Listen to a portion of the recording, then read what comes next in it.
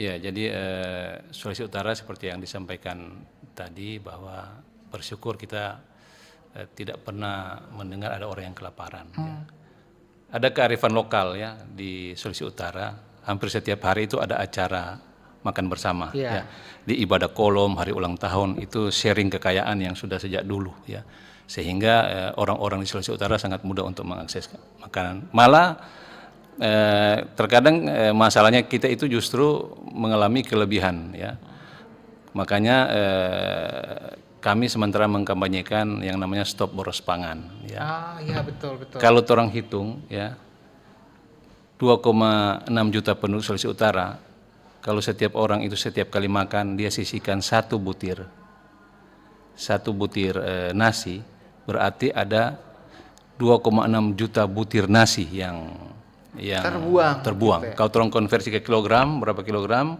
Kalau orang konversi ke rupiah, berapa rupiah setiap tahun yang terbuang hanya karena kita menyisakan satu butir nasi. Bagaimana kalau kita sisakan di piring itu segenggam ya? Kalau orang amati di acara-acara makan bersama, ketika selesai doa makan, orang langsung antri berlomba-lomba untuk pertama kali dapat makanan ya. Sehingga terkadang yang dia tidak habiskan dia ambil ya. Mungkin serta lebih dari kemampuan. Betul sekali, perlu edukasi agar supaya mungkin ada semacam tester.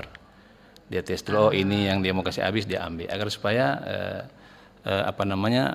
tidak terjadi boros pangan. Karena boros pangan ini sangat berdampak, kalau tadi dampak ekonomi, dampak lingkungan juga ya. Bahan-bahan makanan ini ketika dibuang ke TPA itu akan menghasilkan gas metana. Ya, bayangkan kalau dia menumpuk sangat banyak, dia akan menyebabkan efek lingkungan ya, kebocoran lapisan ozon kita, dan itu berdampak terhadap pemanasan global.